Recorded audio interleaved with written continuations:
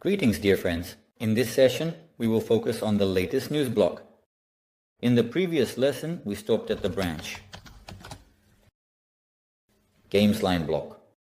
To start working on a new block, we need to create a new branch. We sent the changes from Games line to the repository, but I don't remember creating a pull request, so let's create one. So, we will merge the main branch together, Games line. I remind you, I don't test them on the D branch. When I have the entire page, then I will send the changes to dev. Now, I am merging them with the branch, main without testing. I create this pull request and immediately approve it.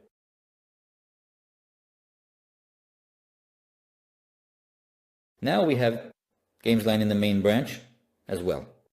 On the local machine, we will switch to the main branch.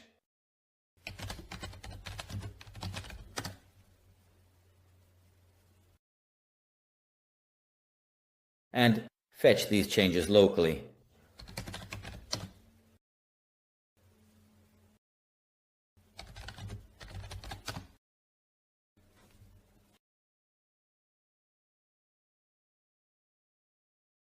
There were many changes, they have been downloaded. Now, our current branch has all the latest, most recent changes. Therefore, now we can create a separate branch. If you're wondering, like how each block needs to be divided into a separate branch, actually, not every block needs to be divided into a separate branch. I do this for more complex blocks where a bit of work is needed. But if there are small pages, such as contact pages with up to 3 blocks, here we only have 2, I create a branch called page contact. In general, in programming, especially in large projects, I've noticed a tendency that it's necessary to break down tasks, that is, especially when working with Git and GitHub, you need to create branches for small tasks. Let's assume, for instance, we have not here, but on the site we have a header. Yes, we kind of already created a branch for it. We developed this header, but there will be changes in the header. And this search feature you are developing is in our design. For it, further issues might arise. For example, a bug, but it's not a bug, you see. The drop-down has a border. I didn't even notice it. Apparently we were in the dark version when we developed it. But in the light version it is there. It needs to be fixed. We first made this block, then made 2 other blocks. They were sent to the main branch. If we edit this block now and try to merge it with the main branch, we will have problems. For such tasks, it is not recommended to edit an old block.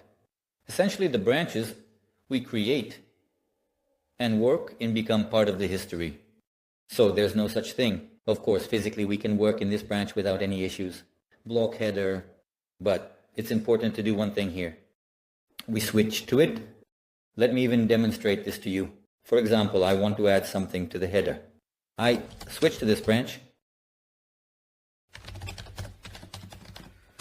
In this way, and the first thing I must do is not add changes, because later, when creating a pull request, I will have problems.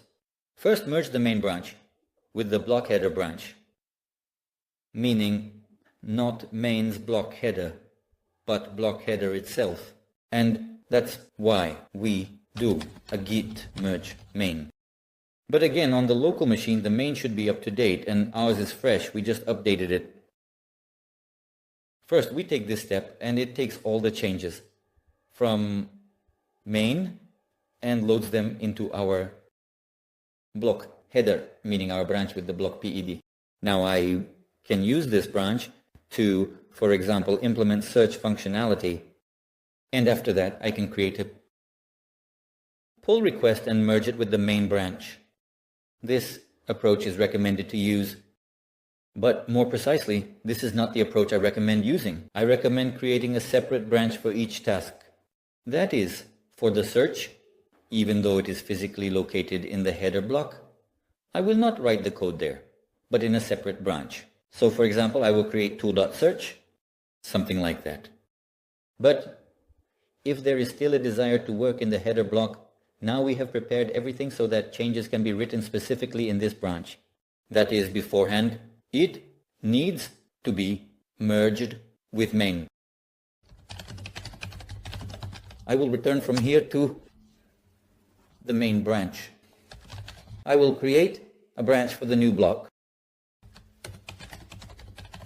checkout B, and the name for the new block.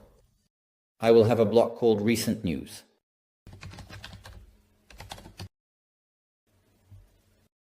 And now I can start development. Let's create a directory for the block. I will copy the games line now, since it is dynamic, not static like contact.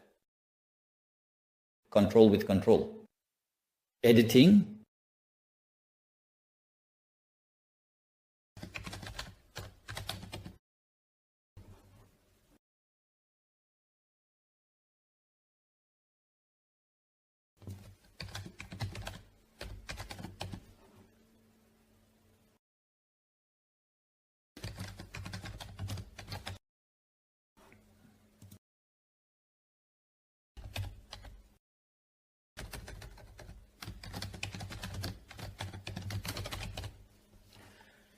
So now, according to the parameters, what will we show for this block?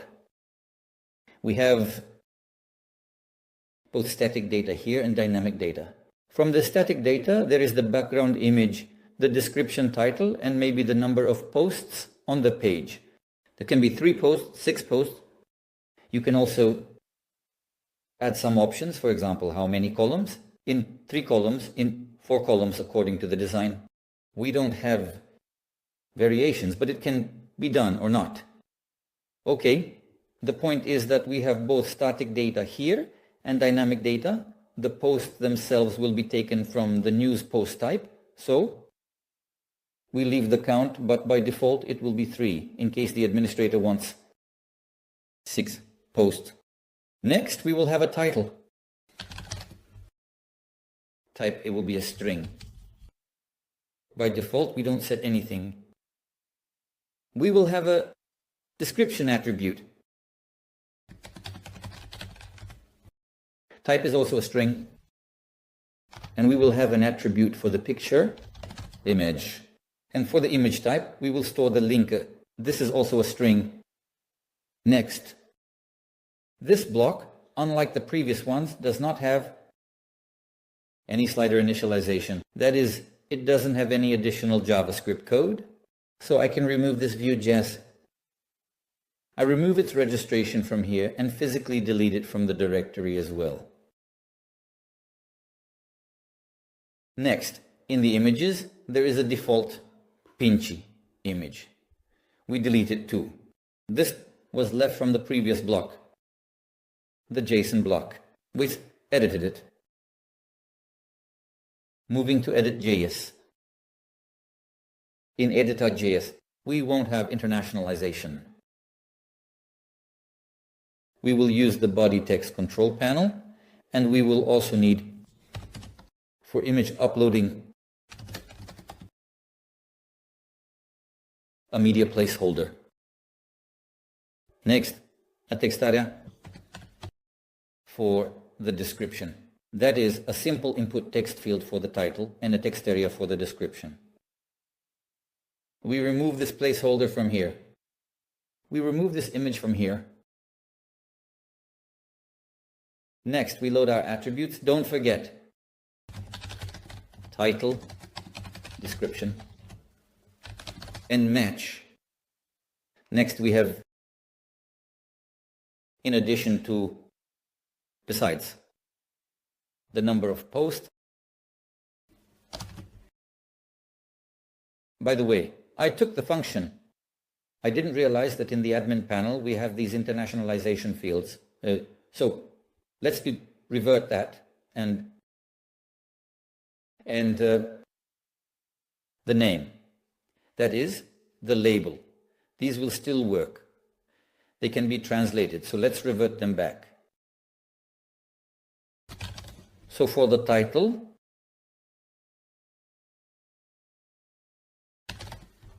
we no longer need this check here, by the way. We can shorten this code.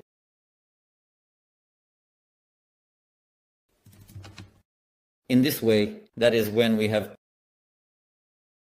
essentially like this. Then more from the PHP side, Mark came here and is watching the course. Essentially, this is how we pass this value into the variable. But we name it ourselves here. If we want to shorten it, we essentially create it like this, title. And when these two values match, we can do it here. Lower it like this and not write it out. It's the same with text area.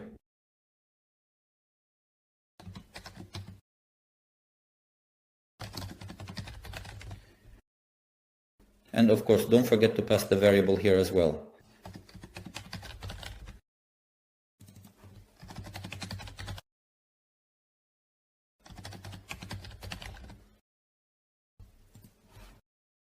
And for the background image, we need a media placeholder. We'll use autofill. And the closing. So we'll close it, meaning the icon label. Specify the link to the image. Specify about the image. That's basically it. We have implemented the block. We need to run the compiler. Of course, let's register it first. This will also be a dynamic block, so we copy this line.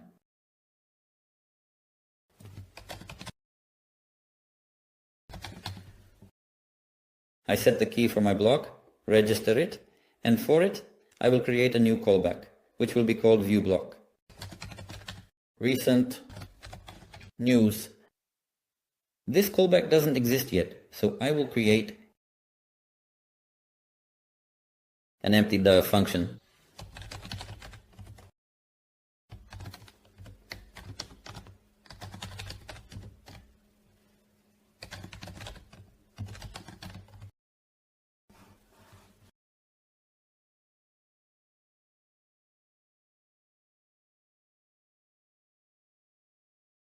I'll clear the styles.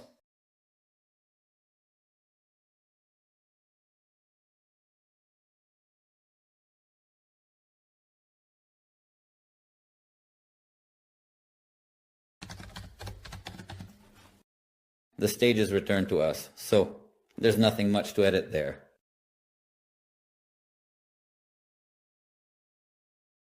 Really like this without loading anything. And we run it. The compiler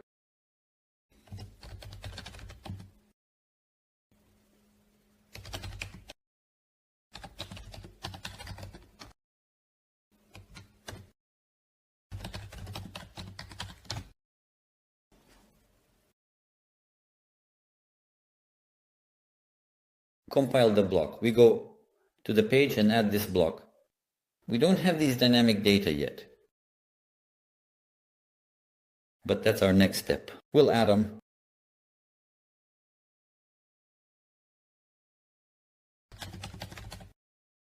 We look for the new block. Here it is, and we add it.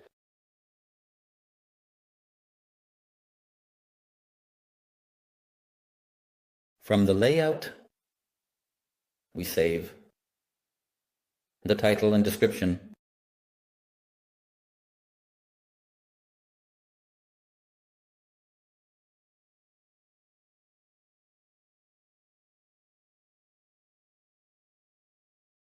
We save this block on the page. We refresh the page to ensure everything is saved perfectly. We don't see the block here because it doesn't have any content yet. So we enter it through this button and our parameters are saved perfectly. You may have noticed that we don't save the title and description in HTML, unlike previous blocks. We save them in the usual way in meta comments. So if we go into the code editor here they are in the meta comment. A separate variable is created for the title and another variable for the description because we have a dynamic block. For this reason, we save them this way. Let's save the background image. Here's our background image. So I can't save it. First, I'll disable for now. This mask, let's call it that. And now I'm disabling everything that's on top. Now I can save it.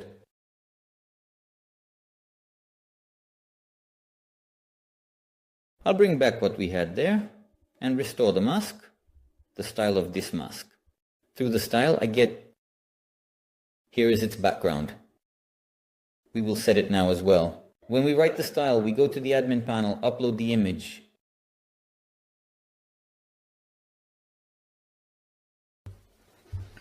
And for the image, we haven't specified its display. So this placeholder is an incomplete component. We can't see what we are uploading. We will have to edit it. We will check if we have this image, meaning there is a value in this variable. If there is a value there, then we will show the img tag. The source volume. We will set this variable. So now we can save the image like it has successfully uploaded to the server, and then after reloading the page, or rather refreshing the web page, we should see it at the top to see the changes.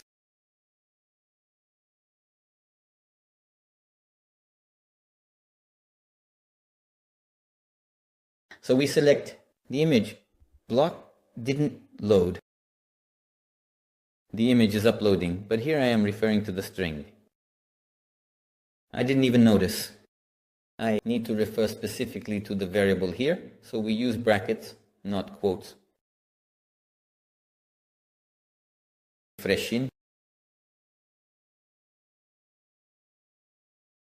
Now everything loads perfectly. We have all the data that should be in the admin area. We will handle the display later at the end, here in the admin area. The next step is to register a post type to have a separate section where we will add these news items. I will not use this section for posts. Let it be for other purposes or not used at all. For news, I will register a new post type. We will not register the post type in this plugin as it is thematically intended specifically for blocks for display. For registering post types, we can use a must-use plugin and write this code right here. Or we can use the core plugin, which we also registered. Both ways are correct. If we add it to the must-use plugin, it cannot be disabled. It will always load before all other plugins, which is logical and correct. And on the other hand, in the core game store, it's also fine. It can be registered both here and there. I've done it both ways. Let's add it here to the must-use plugins for now. Later, we might create a more advanced structure when we have more post types, more meta boxes, more taxonomies. For now, we need one to add this data. Again, for such things, I always use artificial intelligence. Let's use ChatGPT. It will generate it.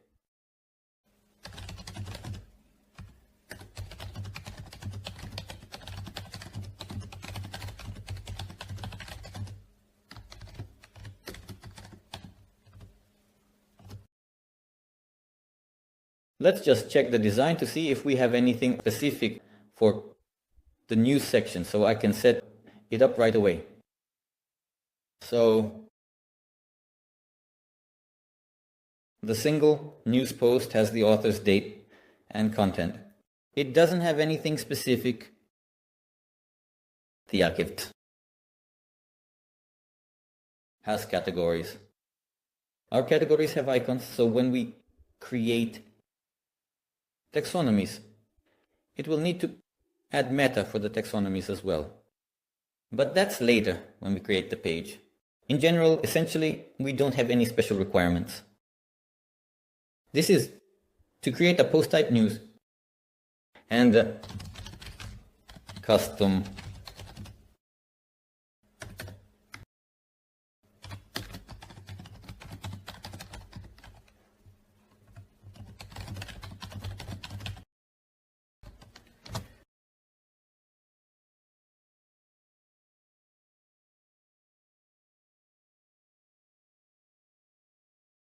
ChatGPT is perfectly suited for such tasks. Imagine writing all this code manually. I have never written it myself. I usually just copied it from some of my old projects, but now even this step is much faster with the help of AI. Next, I'll insert this code here. Let's look through it and edit if necessary. For me, it's important that Show UI is present here, as it will enable Gutenberg support. I want the Gutenberg editor to be used for this type. And with taxonomies, everything updates perfectly. We now have a new menu item appearing. In this menu item, let's add these test posts.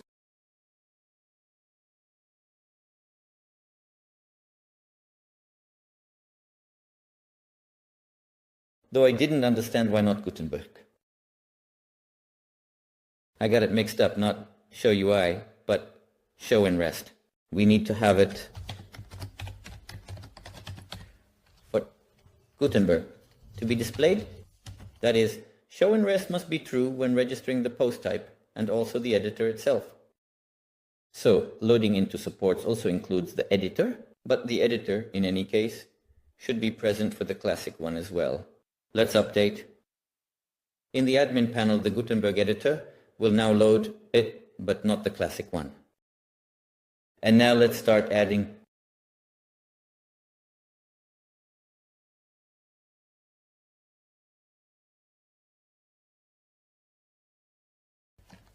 more text here.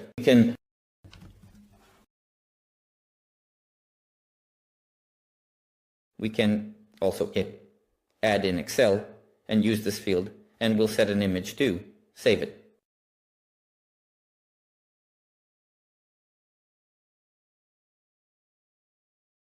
I select 3 images, then save them in large size. 3x.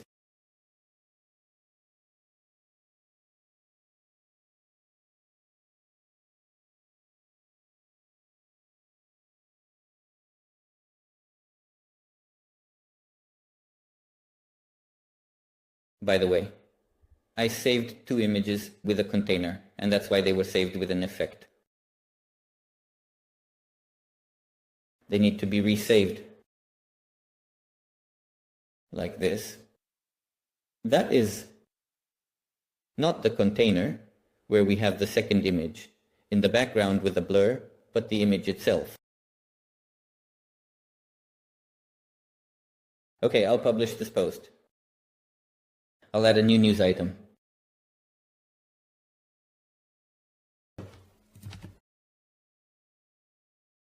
Wow, there's so much here. Here.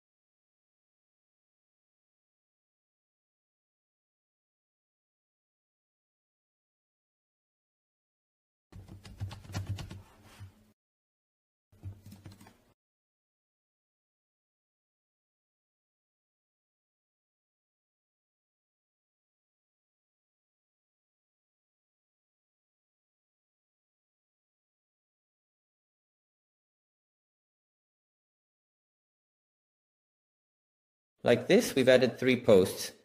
Now we just need to save them. And now we have the data to dynamically retrieve them on the page. We just need to use a callback in PHP from the directory with the block. And then write the styles for this block in CSS. We will tackle this in the next lesson. At this stage, we conclude this lesson. See you in the next lecture.